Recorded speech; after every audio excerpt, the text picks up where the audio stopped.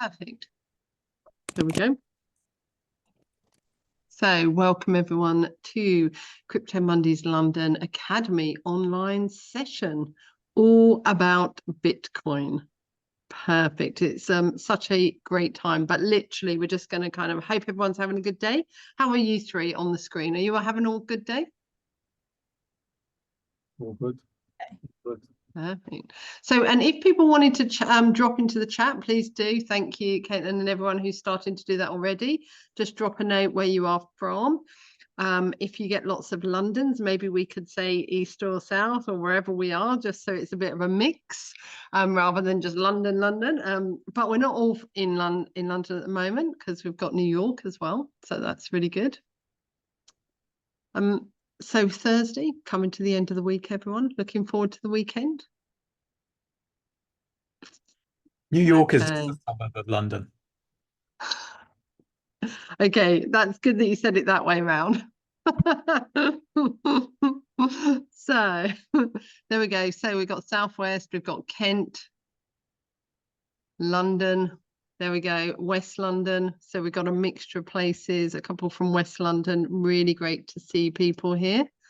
And thank you for registering. And I know it's going to be a great session. So on that, I am going to I'm going to firstly welcome you all officially to our third Academy online session. And as you all know, this one is called All About Bitcoin. So before we dive into that, though, I'm going to hand over to Caitlin. I'm going to invite her onto the stage and to say hi to everyone and talk a bit about Crypto Mondays London, why people are maybe still coming in, and our in real life event on Monday the 25th. So over to you. Thank you, Alison. Hi, everybody. So excited to see everybody here this evening. So Crypto Mondays Academy was born out of Crypto Mondays London IRL events, which are monthly meetups that we've been running since 2018. And these events are dedicated to providing a safe, accessible space where anyone and everyone can come and learn about all things Web3. So we very often will have a keynote speaker or a panel that we've curated about talking about something topical, relevant to the community. And then we also offer lots of networking opportunities sort of either side of the talk. We got a lot of feedback from people attending our IRL events that were sort of saying that sometimes the topics were getting a little bit too technical and they could really do with some foundational 101 courses. So Crypto Mondays London Academy was born out of that to give people the opportunity to sort of either brush up on their knowledge, or if you're brand new, to learn something new, satiate your curiosity. And so that's why we started the academies. So these are still pretty new, so we're still building them out. So any feedback is obviously welcome, but I'm really excited to talk about today's topic, especially with Nat. Known Nat for a while now, and he is definitely my go-to friend for any and all questions about everything Bitcoin related. So that's pretty much it for the intro. And also just wanted to say a huge thanks to Wasim, who is here from Vault 12. And I think he's gonna talk to us in just a second. Brilliant. Thank you so much, Caitlin. And so, I mean, I want to say too that I'm really looking forward to the session on Monday. Firstly, to see the team, because it's always great to see the team, but also then to see all the different people. And I just wanted to give a big shout out because we are in March and it is International Women's Day on the 8th, I know, but we claim the whole of the month. And it's really great to see lots of female panelists. We always try to get that real mix, and we've got some really great female speakers and male speakers, but it's really great. I love the fact that we've got that and the diversity in there. So as you'll all see, Nat, our OJ Bitcoin Maxi, is on the panel, but he's also here with us today. So I just wanted to give that panel a shout out, so that to get you to go check it out, see who's on, and register if you're not already registered for that event. So and with that, then I also want to thank Wasim for being here with us today, all the way from New York. Thank you very much. And I wanted to also, though, thank him for, we were just having the conversation before everybody joined, that he attended February, came along to the In Real Life event, and actually liked what the team were doing, what was going on, and the development of the academy, and therefore really keen to pick up sponsoring us in our work and really helping us to bring this more alive. So I have a massive big thank you to say for that, for supporting us. And on that, I just wanted to hand over the stage to you for a couple of minutes to have a shrill about who you are, what Vault 12 do, so that everyone can learn more about you. So over to you. Thanks so much, Alison and Caitlin. Yeah, I'm just a button click away for this, so it's great. So my name is Wasim Ahmad. I'm with a company called Vault 12. We started in 2015, and we're all about protecting your assets like Bitcoin and other cryptocurrencies and setting them up for inheritance. Why should you care about this? You're all embarking on this new journey in this exciting space of Bitcoin, buying Bitcoin, buying other crypto assets. And what you have to remember is that there's a lot of things that you have to now do that, you know, there's no bank involved, there's no third party involved that's going to do things like reset your password, give you back your credentials for the wallet that you stored your cryptocurrency in. So you have to do that. And that's, you know, that's one of the beauties of blockchain and Bitcoin, and it's also one of the downsides.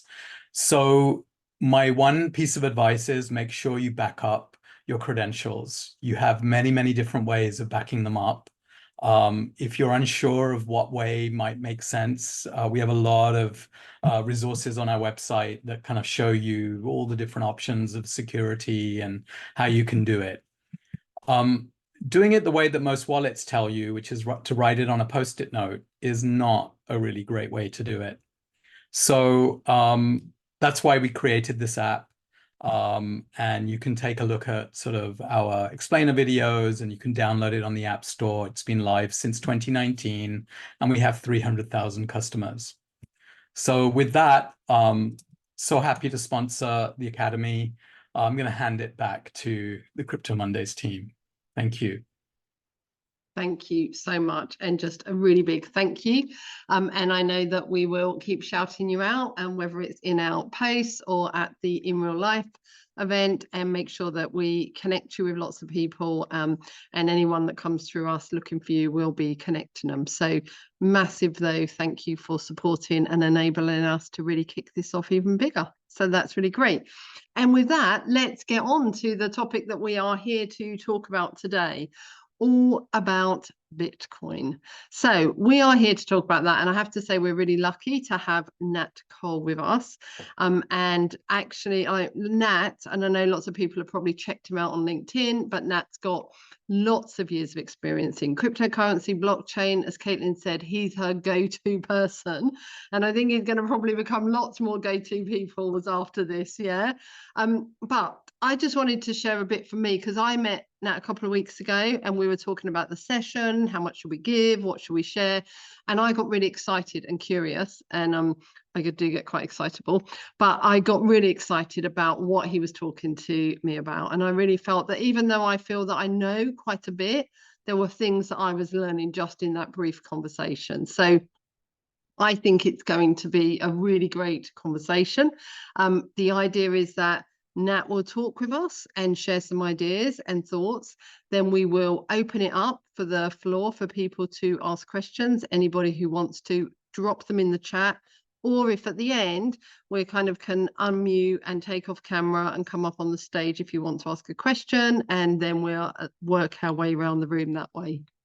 So what I want to say is Nat is a real kind of OG, and he's really there for us to.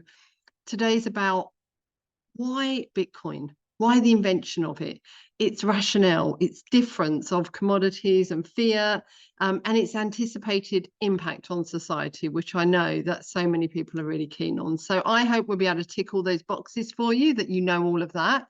at the end. So with that, I'm going to ask Nat to unmute and say hi to everyone, and to take those couple of minutes to really tell everyone, shrill yourself, Nat, tell us who you are, what you've been doing in this space, how you come to this space, and anything else you like before we dive into the session. Thank you very much, Alison. Thanks again, Caitlin, as well. Nice to see you guys again. Hey there, Wasim. Nice to meet you for the first time, and thanks everybody for coming through. I don't really do much shilling of myself, yeah, but I just say, like, I got into Bitcoin quite some years ago. Like back in 2013, I first learned about Bitcoin, first kind of like really kind of got to me what Bitcoin stood for, I think, in 2013. 2012, I'd heard little few bits about it, and, bits about Silk Road and what was going on over there and Mt. Gox and stuff like that. But I always put it down to kind of like, funnily enough, I put it down to being a bit of an internet fad, like Second Life, if anybody's that old and remembers that, right? So it's quite funny that people ended up trading Bitcoin on Second Life, for the Liberty Dollars or what else it was. So it's quite funny that ended up happening, because when I first again came across it, it was like, okay, yeah, this is some crazy hacker stuff. Like they're gonna be doing this for like a couple of years and then it will die out. And then in 2013, I was watching actually the Kaiser report. So I'm sure many of you are familiar with Max Kaiser. He had a guest, I think one of the guys that had helped to set up Bitcoin.org was on there. And he broke down perfectly, like, what Bitcoin was, not just as an asset, but what it means as a technology, and as a network. And at that point, it kind of really hit home to me that, like, hey, like we're kind of like living in a bubble, like as people, and we're kind of ran by this kind of cabal of people who clearly don't want anybody else to understand that this is a Ponzi, the world's ultimate Ponzi scheme, shall I say, right? So at that point, it was like, yeah, we need to get some Bitcoin and stuff like that. And didn't really pan out that way, because it was like, just forget about it, the weekend's gone or whatever. And it wasn't until probably about a year later in 2014 that I was like, okay, look, we were, at the time I was a musician, and I was working in VoIP telecoms at the time. So I was studying cybersecurity. And it was like, hey, we should really look at that Bitcoin stuff again, and see what's going on. So, me and a mate of mine, family member, started looking at Bitcoin and started to research it more. And then I came across Andreas Antonopoulos, and from that day, I realized what the blockchain was like, and how Bitcoin worked as a technology. And that's when it kind of really, really blew my mind. And it was like, hey, we need to just try and get as much of this Bitcoin stuff as possible. So I think my learning journey from there was pretty much the same as everybody else's. And I think a lot of us that have been around for more than one cycle kind of realize that the first cycle is kind of like you kind of blow it off, and you're in and you're out, you're drifting about. And in the second cycle, it starts to really hit you that this is real. There's actually things being built here, like a whole industry. So it wasn't around until 2017 that I was like, I jumped in, let's say, to try and start a professional career in blockchain. And that came about as really by accident, because it was just at the time we were running a blog talking about blockchain, talking about crypto, and we were just teaching, like going into local businesses and just, hey, have you ever heard of Bitcoin? Do you accept Bitcoin? So on and so forth. And we were onboarding people to stuff like Zappo and every app, just getting referral fees. We were just doing it for fun, really, at the time while we was doing the blog. And then one guy just decided that he was going to pay us one day, and was just like, hey, look, I'm really going to pay you guys, and you guys should do this, like consider doing this as consultants. So yeah, that's what really got me driven to kind of go into the world as an independent consultant. And yeah, been around the block a few times since then. So yeah. And there we are now. And now we have you here. Yeah, exactly. And here so, we are okay. now, probably cycle number 3, I think now, that I've been doing this, but probably the 4th cycle since I learned about Bitcoin, I'd say. Yeah. Okay, so loads to share. So on that basis, I know that we are going to jump off the stage and we're going to hand that over to you. But just because I like to be a bit fun sometimes, and I did give you a bit of a pre-app about this. So, Nat, if you could be in any country in the world at the moment, or what country would you be in? Oh, I'd be in Africa without a doubt. Like 100% I'd be in Africa. Like, Okay, the world's first economy, the world's last economy, the world's biggest. perfect. There we go. So I always find it really helpful just to that's it, isn't it? Like, so yeah. just to get a bit more about people. So we hear about what they do in their work, but it's like this is a little bit more about as well, not a passion, all of that. So it's the roundedness. So on that basis, we are going to jump off the stage now. We are going to hand it over to you, and we'll let you run through your presentation. We'll stack up any questions that come in, and then we will jump over to the questions when you're done. Okay. Okay, right. So let me just get my screen share on. Okay. Can I share? I've got sharing turned on.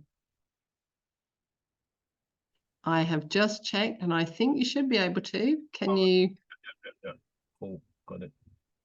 Yep. Yeah. All right. Can everyone see? Yeah, there we go. Cool. So so just to kind of like give a bit of preamble here.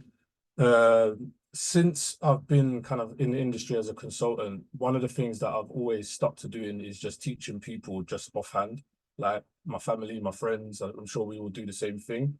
But over time, I kind of developed a guide that made it very easy for me to be able to explain Bitcoin to people, not in its entirety, but very comprehensively, and also whilst giving them a basic understanding and comparison between what they expect as money or gold, which is probably the next best store of value.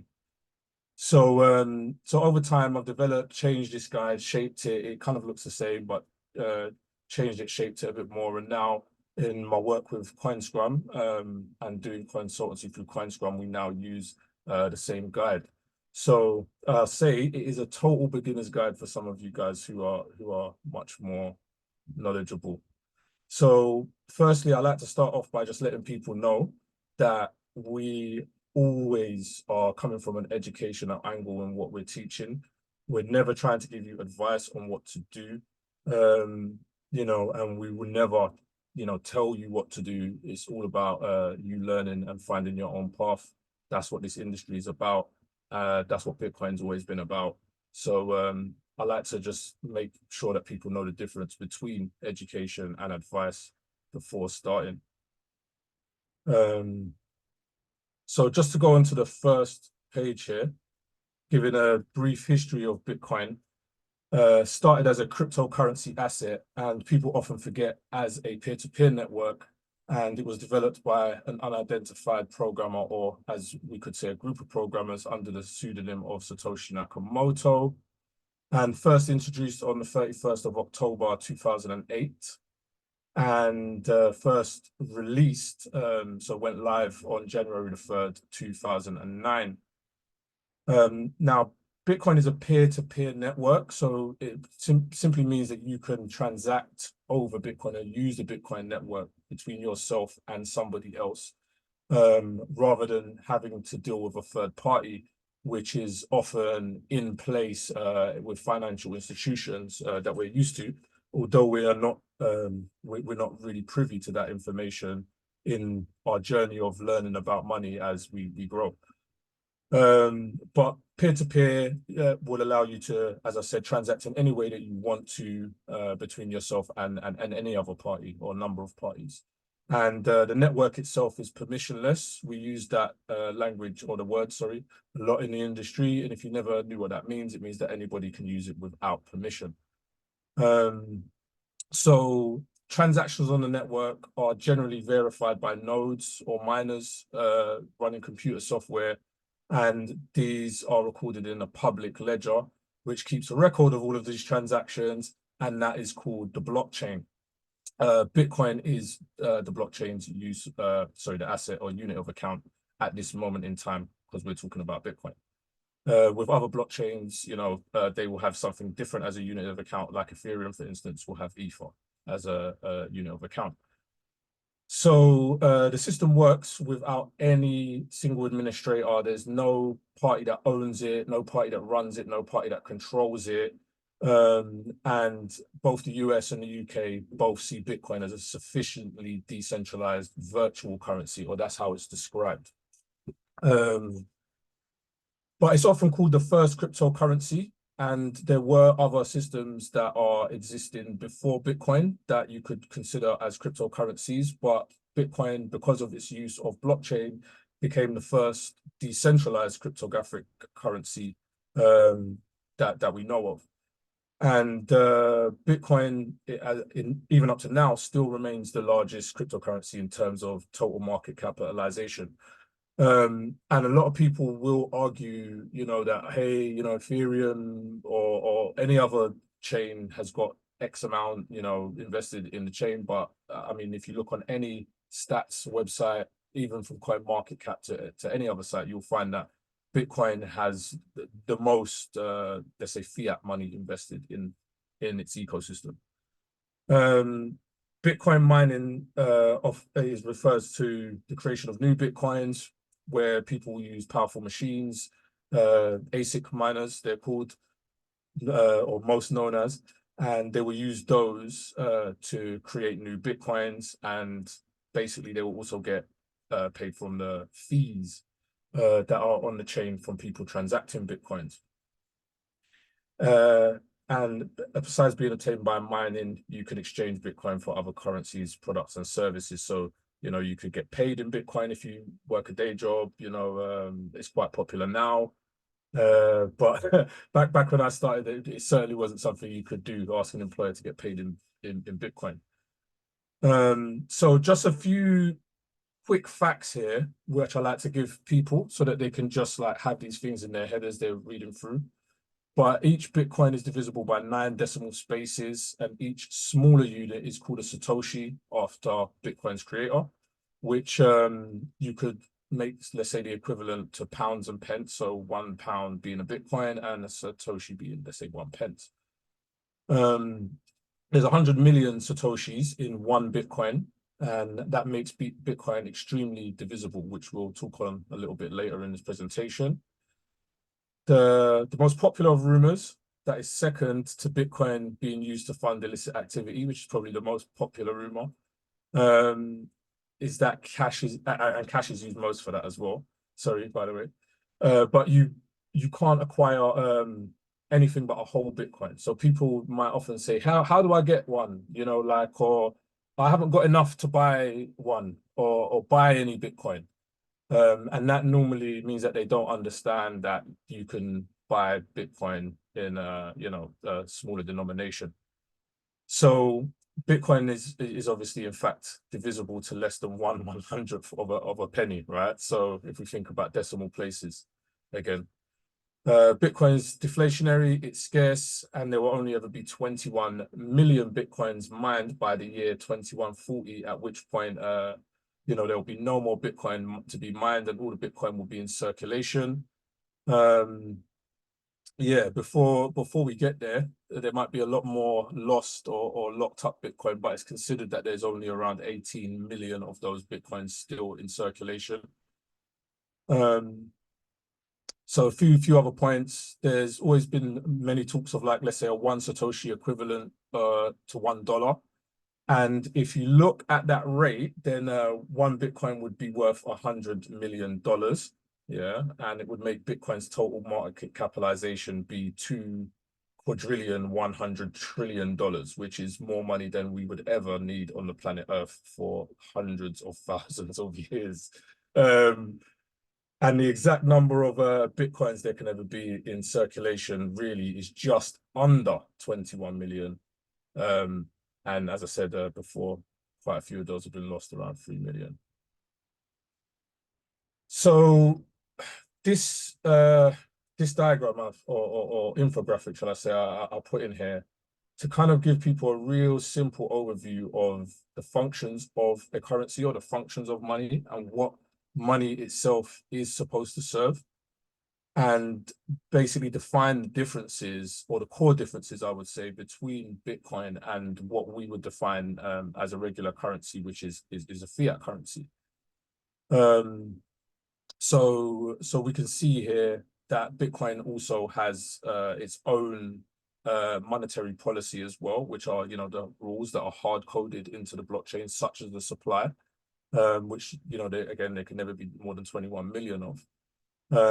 And on the next page, we can have a quick look at how Bitcoin serves these functions in comparison to something like a fiat currency, or as gold would serve. So if we look at the top left, we've got Bitcoin and gold and fiat as a unit of account, and what those functions, you know, how well they fare against these functions. So with a unit of account, we're looking at, can it be used to measure value or price? And yes, we can do that with gold because of weight. We can, you know, do the weight of gold. With fiat, obviously, we do that every day. And yes, we can do that with Bitcoin. So as a unit of account, it ticks all of the boxes. As a store of value, we need to look for, does it have a predictable future value? And does it have an appreciating or stable value?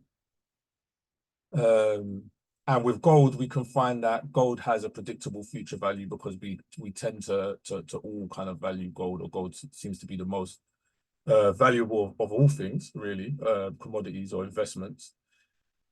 And it has an appreciating and stable value because as gold becomes less scarce, then, or as we feel that it's less scarce, you know, we'll place a higher value on that gold. With fiat, we have a predictable future value because, as far as we're concerned, $1 or £1 is £1 or $1, and it's stable. However, against goods and services, it is depreciating rapidly. With Bitcoin, we have a predictable future value somewhat because we can do some technical analyses. We can look at, you know, the fundamentals of Bitcoin and say, hey, you know, it's worth something, people are using it, so on and so forth. And we can somewhat draw a predictable future value.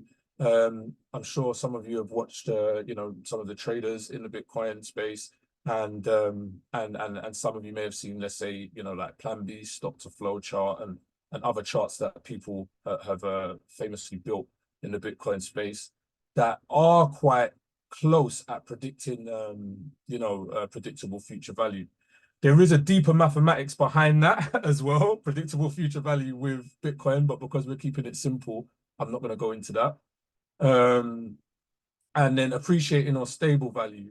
What we can see from Bitcoin is that it's volatile short term. So people often say, you know, Bitcoin's too volatile. But if we compare Bitcoin, let's say, with any other asset over its inception time, you know, of 15 years from 2009 to now, then we see that Bitcoin's pretty much only up and to the right, you know, so it just continues to go up. So it is appreciating year on year, even if, let's say, on a high year, we're much lower, or 100% even down on let's say, a low or bear market region. So yeah, over, let's say, 15 years, though, we can see it's just up and to the right. So it is appreciating over time. Medium of exchange, you know, can we use it, and how can we use it? So with gold, is it highly divisible? Somewhat it is, because we can, you know, it's very malleable. We can shave gold and do lots of different stuff with gold, right? Is it highly durable? Yes, it's amongst one of the most durable materials on the planet. Is it highly portable? No, because we can't travel with lots of gold. You know, no one's putting $100,000 or $200,000 worth of gold bars into their backpack and deciding to go to Heathrow to jump on a plane, right? So we can't make it highly portable.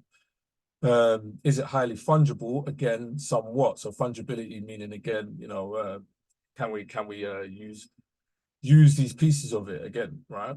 And does it have resistance to counterfeiting? Somewhat. But again, you know, there's been loads of, you know, fake gold, gold plated, you know, tungsten gold, which was very popular, I think, in I think it was in the 70s and 80s. So, yeah, gold can definitely be fooled into buying what, you know, fool's gold, so to speak.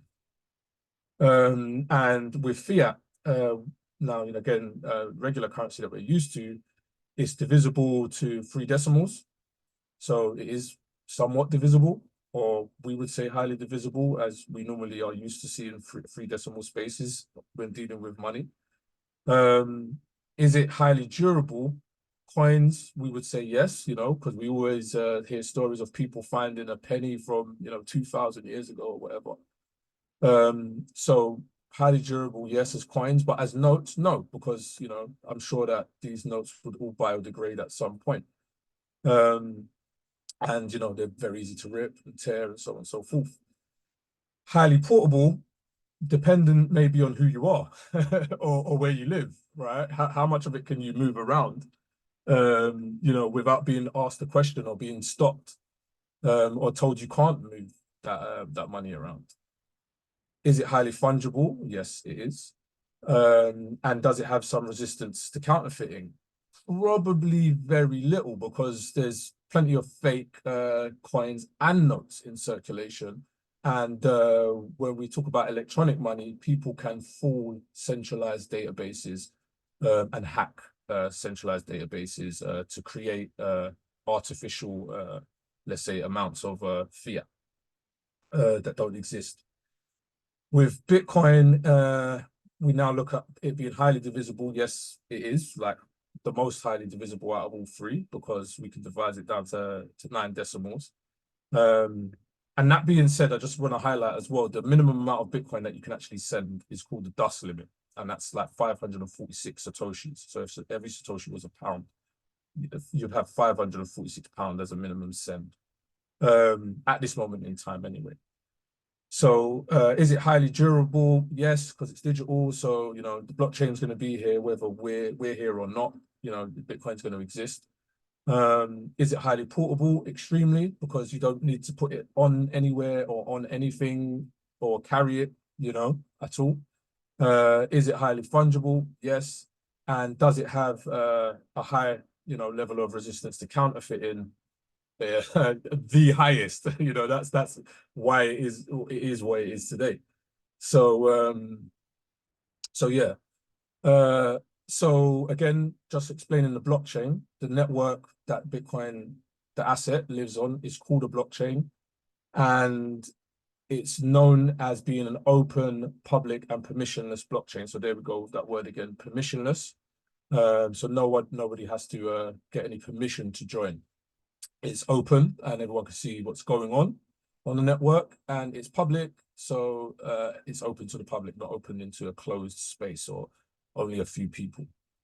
And anyone can use it for anything they wish. So what's happening most recently is people are starting to store things on the blockchain, like actually store like things like music and art and things like that. So that's what's happening now. So lots more things going on the blockchain, but it is a distributed database that lives on multiple computers of all the participants who are running a node or miner. And all of those participants each have their own account that is represented by a public key. So that is like your account number, let's say, for your bank account and your sort code, right? But it's not your PIN for your card, right? Or your password for, let's say, online banking. That would be in Bitcoin terms called your private key, and that you never share with anybody. Wasim talked a little bit earlier on about people writing down private keys or seed phrases, you know, onto paper. And that was very popular at the beginning, you know, in the early days. I won't say in the beginning, but at the early days of Bitcoin, there was something called paper wallets, which still exist. And it was very popular to, you know, like print out your private key, fold it up, store it in a safe somewhere or whatever, right? But there's different ways that people handle their keys nowadays. And yeah, every single network participant is verifying transactions as they happen. So because they're verifying these transactions as they happen, anybody who tries to join the network and tries to insert, let's say, a fraudulent transaction or a transaction that doesn't really exist within the ecosystem, it probably wouldn't go through, because that person would have to fool lots of different computers, lots of different participants that are all over the world in different places at different times, you know, and fool all of those people into, fool the miners into including it into a block, that transaction. So because the way how the blockchain works, it is reading the last, let's say, block, and then the next block to make sure there's no indifferences from the data that's being put or the transaction that's being put into the next block. And when that block goes through, everybody kind of unilaterally, or the main miners on the chain unilaterally, are kind of deciding that this is a correct record of that ledger. So if somebody again tries to put in an illegitimate copy of that ledger, it will be thwarted. And for them to be able to successfully do that now with Bitcoin, we're past, you know, let's say what we'd call a 51% attack, where, you know, somebody could spoof lots of different computers and pretend that it's, you know, it's a part of the network with these other computers that outweigh, let's say, the computers already on the network.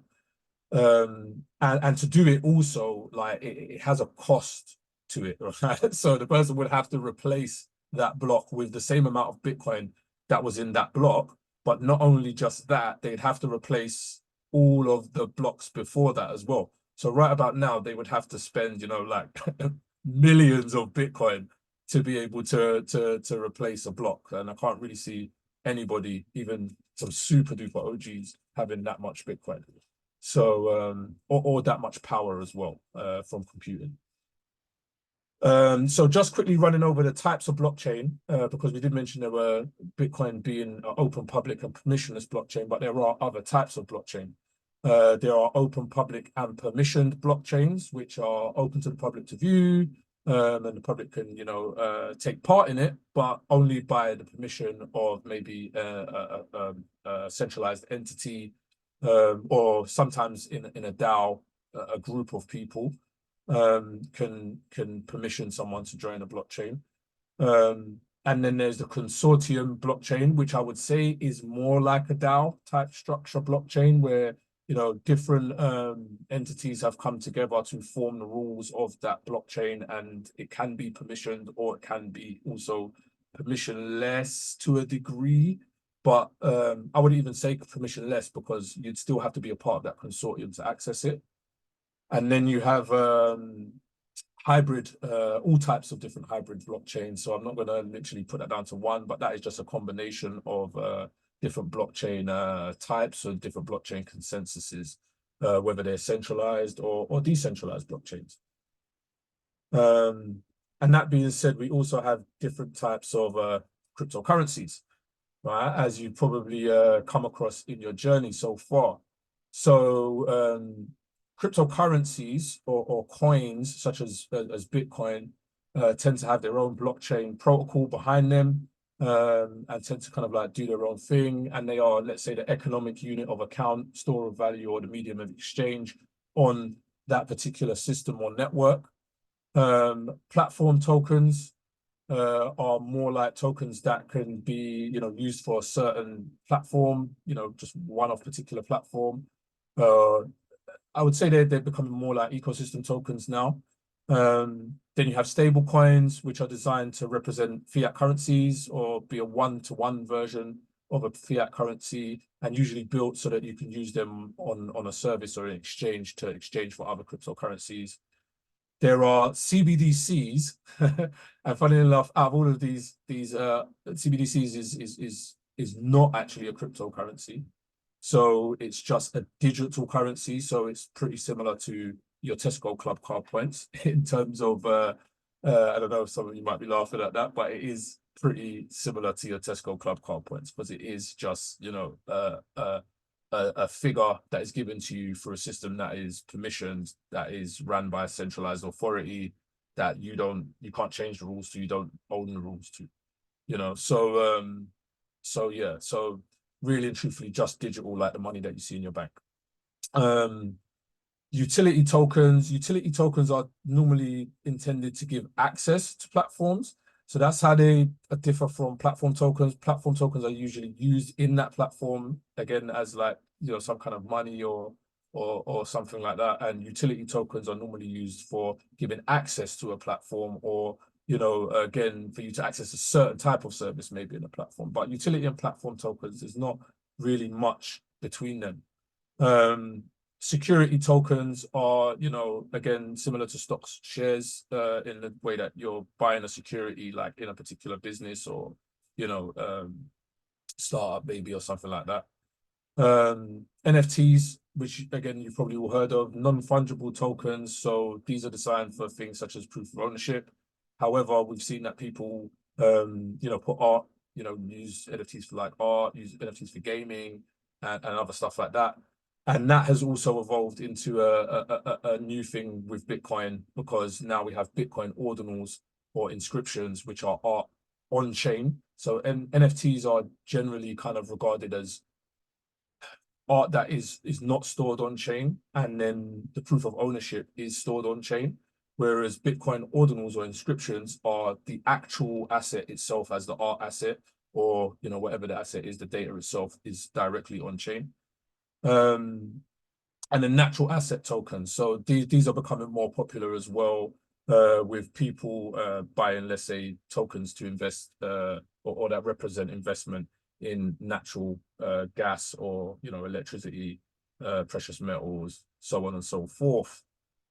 So I don't want to run too hot here, but the next question I normally get asked by quite a lot of people once they want to get involved is like, you know, how do I store it? Where do I put my cryptocurrency? And going back quickly to what Wasim said earlier on, it is very important that we not only learn this stuff ourselves, but we're able to teach it to our loved ones or people around us that we may feel needs to operate these mechanisms at some point, if something were to happen to yourself, obviously, God forbid.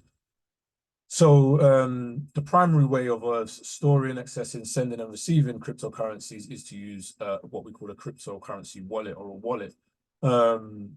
And some of that is actually a bit of an oxymoron, because you don't actually store anything in a wallet. So when you think about holding Bitcoins, or hodling, as we like to say, Bitcoins, they're not stored in your wallet. They don't live inside your Bitcoin wallet or your Ethereum wallet or whatever. They actually live on the network. They never leave the network. But what you actually do with your wallet is you are authenticating, or authorizing, sorry, those for things to happen with those units that are on the network. So only you can do certain things, like send or create certain functions using those assets. So when we say that you own cryptocurrency, or you own Bitcoin, you do own it, yes, and only you can administer anything to do with it, yes, but it does not live inside your wallet. You know, like you can use, let's say, for instance, two different wallets, you know, and access the same Bitcoin. Yeah, so you could use, let's say, your seed phrase or your private key in wallet A, and you can use your seed phrase and your private key in wallet B. One's on your phone, one's on your computer, right? And, you know, when you're out of the house, maybe you're using this wallet to use and send transactions, and maybe you're using this wallet here, you know, when you get home to use to send transactions, right? But they can both be the same stash of Bitcoin and be two completely different wallets that you're using. So that's an interesting thing also to think about. And that's pretty much it. Thank you very much, everyone. Okay, we need a round of applause, seriously. Like, really, really, Massive thank you, Nat. That was like so brilliant and really a really great genius. I'm laughing. You've been asked 2 questions so far. Are you Satoshi? Firstly, people would like to know that. No, no way, I'm Satoshi.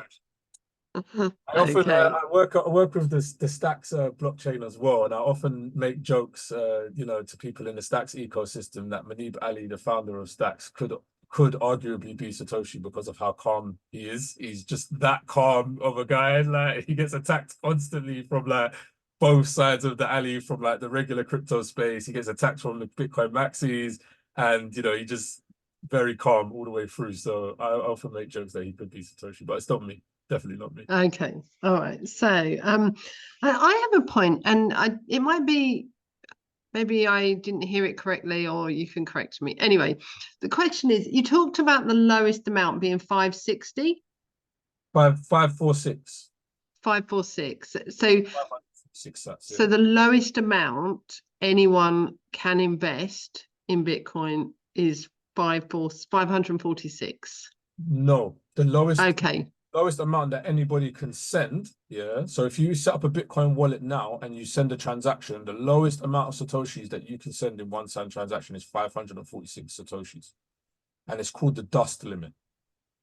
So it's something that's been built into Bitcoin's you know, hard coded into Bitcoin at this moment in time. It's not something that in the future may change. Who knows? Yeah.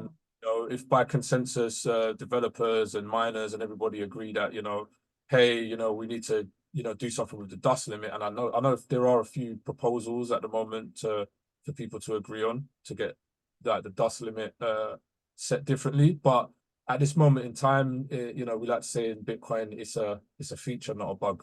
Yeah. So, yeah. And do you think, is it to bring it down? So the dust limit. People would, just for visual sake, probably like it to be brought down. But then again, for some other you know, technical reasons, you know, which I'm not going to get into, definitely not on this call. You know, there are reasons for kind of having a higher dust limit than just 1 Satoshi, right? Yeah. But yeah, so, you know, I think if people got used to spending Bitcoin, we wouldn't look at it like that anyway, because as I said, the 2 quadrillion trillion Bitcoin, yeah, is, or Satoshis, is like a lot to think about, you know, if you're going to still denominate them in pounds. So yeah. Yeah. And I guess that's also the bit for everyone to get their head around too. It's a bit like when you go to a different country and you spend the whole time converting things from one currency to another currency. It's the same really in the end, isn't it? We just need to be able to do that mathematics in our head all the time. In your head. And the thing is, when you get home as well, you know, you've got like so much change. You're like, hey, you know, like it was really, really cheap out wherever I went, and so on and so forth. So yeah, it is just about sometimes getting over that kind of hurdle with the mathematics of it. Because people often ask, you know, hey, there's only 21 million Bitcoin, so when they all get mined in 2140, you know, what happens? You know, like there's never going to be no more Bitcoin. So we, you know, and there's competitor chains. Hey, we've minted with quadruple the amount of tokens because, you know, there's only going to be 21 million Bitcoin. But wait a second, if you were to make every Satoshi a pound, like I said, right, then, you know, you'd be long done with today's financial system and have more money in the world than has ever existed, right? So, you know. Okay, we've got a question I want to jump over to, and I think it's one that kind of really those who are new to that will like constantly be asking, like, what's the biggest pain point? Yeah, and the thing that people struggle with most when it comes to Bitcoin, and what can we do done about that? It feels like 3 questions, or like a statement, or 3 questions. What's the pain point? What do people most struggle with? What do you notice? And what can we do about that? I think the first one, the top one, as I said in the presentation, is most people think that you need to buy a whole Bitcoin. That's like the classic one. if I was going to take one from, let's say, aside from that, because as I said, everybody thinks that, right? Everybody. I thought that, you thought that, we all thought that when we got here, right? Yeah. So like, but if I was to go out of that, I would say it is, and just from my personal experience, it is that there is no consistent education for Bitcoin, yeah, or the cryptocurrency industry on a whole. The education is so disparate because everybody's trying to teach about their thing, yeah, right? Nobody's trying to teach about why this exists. Well, I am, but why this exists, and you know, how do we get from here to the advancement of where it started from, rather than how do we jump to all the way over here where people are claiming to have advanced, but clearly have another 10 years or so worth of proving their track record before they can actually say that they've got to the same point as Bitcoin has, right? Yeah. And the reason why I say that as well, and I think I said this to you the other day, and I know I've spoken to Caitlin about this before, is because, and I've said this recently, a lot of things I've been speaking at, is like the fundamental core kind of thing about blockchain as a technology, right? Because often other companies say, hey, we've got our blockchain, right? Blockchain as a technology, the core fundamental is that the longest chain, the longest proof of transaction and consensus works. Yeah, it is what wins. It is the ultimate, let's say, source of truth. And that's why people call Bitcoin sometimes the truth chain. Yeah, right? So no matter what blockchain you have that has come after Bitcoin's blockchain, unless Bitcoin's blockchain falters, yeah, right, then your blockchain has more years to catch up, right? And Bitcoin's blockchain would then have to falter and be faltered for that period of time for you to now come along and say, my blockchain works better than Bitcoin's blockchain, or my blockchain should be the ultimate source of truth. Why? Why? Because we've all been running fine for 15 years on this ultimate source of truth, that when you remove USDT, as I said to you the other day, from the market, everything gets repriced in what? Because it doesn't get repriced in Ethereum. It doesn't get repriced in like Tezos. Like, no disrespect to anybody's projects. It doesn't get repriced in BNB. Yeah, right. So, yeah. And if I can just add, because one of the things I think is the point around, as you say, what can be done about it more, and what you were talking about, like the education element. And for me, that's where I think it's so important that education, and I'm going to say schools, because it feels like there's education at all levels, isn't there? There's young people who are, especially when you have the gaming and NFTs, and therefore suddenly we all think young people are kind of geniuses in Bitcoin and blockchain because they at least know how to move around it a bit, or the metaverse. When they're making loads of money. They're making loads of money. So, but we do need to find a way to say, actually, we need to help them all get a really solid understanding. A bit like when we talked and he said, yeah, what's the rationale behind this? What is it really about? How does it really work? Rather than just, yes, how do you get some?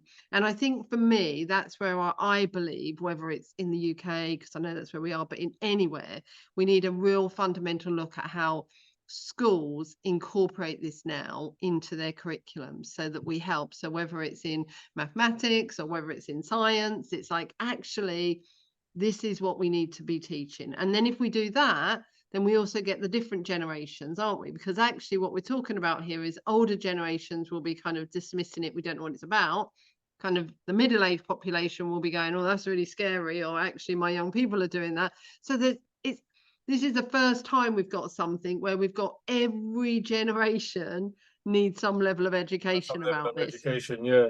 And it's funny because that presentation, that works best amongst the older generations, right? In all of the times that I've presented that, yeah, and it was much longer before, and because I had to trim it down. Like, you did very well. You did very well. Right? But in all of the times, yeah, that I've presented this, right, and when I say like I got like this family and friends group together in 2021 of like me and a couple of my mates, and we got like all of our aunties and uncles and grandmas and their friends. We all got them into one WhatsApp group. And I did that presentation 3 times because I did it the first time and everybody came back the second week. And then I did it another time because everybody came back again. And by the end of it, a lot of the older people had now gone off, and I had some other guides because at the time I was still doing like the BTC Bros consultancy stuff. So I was giving them other guides, but they'd all, set up a Coinbase or a Binance, and some people started looking into doing like mining in their countries, and they were really like, okay, now we kind of get why you're saying about this stuff, because it's not just you're just in a casino, right? Like, as they often say, right? Or often try to categorize this as. And then going back to what you said about like, just understanding the ethos, I think some of us that came in those early formative years, before there was Ethereum, before there was all these other tokens and blockchains, we already appreciated what Bitcoin's mission was, and that is to replace the system that we have now, right? So anything else outside of doing that is really just, you're in it for the money. Like, we call it a fiat mindset. You're in it for the money. As you said, with the younger generation, this is what's popular with them. They come, they're in it for the money, and they tell their mates, invest in this, invest in that, and then the money's coming, it's gone before you know it, right? Like, or the market's dropped out and they've lost all their money, right? So and what I find is, as I said, this is why people end up getting scammed, and people end up in all of these perilous positions, is because they don't understand what this technology is. They don't understand self-custody. They don't understand that private keys. They don't understand decentralization. Why? Because they're kind of taught that now as just a quick explainer. Like, hey, buy our coin, it's decentralized, it does these, it meets these criteria that Bitcoin set out, buy it. Right. And that's what happens. Or here's some of it for free, so we can hook you into buying it. It's the kind of YouTube culture. Let's like learn how to do this one thing. And that's not negative about YouTube, but it's like, I need to learn something. So you watch something to learn some instance, but it's like the whole picture, isn't it? But but in their head, you got to remember, a lot of people, especially in the environment that we're in now after post-pandemic and everything, right? A lot of people are now looking at alternative investments, alternative ways of making money. For some people, just ways of making any money whatsoever, right? So they see so-and-so was sitting, young kid sitting in his bedroom in the Philippines, goes from $200 investment to $2 million, walking around in suits, flying around the world tomorrow. And then they go, wow, like, I want to get involved in that. And then they're all just doing anything, and shout out to the Philippines, because they be getting it in. Like, they're definitely like involved in the space, like, and all of the global South countries, they're all driving the space. And I was in a Twitter space earlier where people were like joking, like, hey, these guys that are living wherever in Africa or wherever, they're not the ones pushing up the price. No, they're not the ones pushing up the price, but they are the ones maintaining the networks. They are the ones maintaining networks, because they are the guys who are running nodes seriously. They are the guys. And that's gotten real passionate. I love it. So, and on that note, we're going to hold your passion for Monday. So everyone who's there on Monday, please do come. Obviously the panel will be talking dissecting more of this. But I just wanted to say, like, a really big shout out to Nat. So this is Nat. We're all seeing him on our screen. Really big, massive thank you for giving your time today, talking us through all of that, exciting people for Monday. And then as we're talking about Monday, I just also wanted to give, again, a quick reminder to everyone. This is what we have on Monday. Amazing group of panelists. They will be there on the panel, but then they will be there eating pizza, chatting with everyone. So please do come along, hit them up for those conversations and explore more. And so on that note, I want to say a big thank you to Nat, a big thank you to our sponsor, Wasim. Really do appreciate you. And say to people, there will be a recording. And as somebody had already said, Nat, they want to watch it again. Because I think that is the point, to keep watching. So thank you. And I want to thank all of our participants who showed up, took an hour out of their day to come talk with us or listen with us. And I hope to see everyone again soon. So thank you, everyone, and have a good Thursday evening or Thursday day if you're in New York.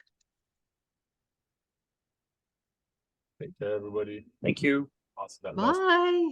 Thank you, Nat. Take care. Thank you very much.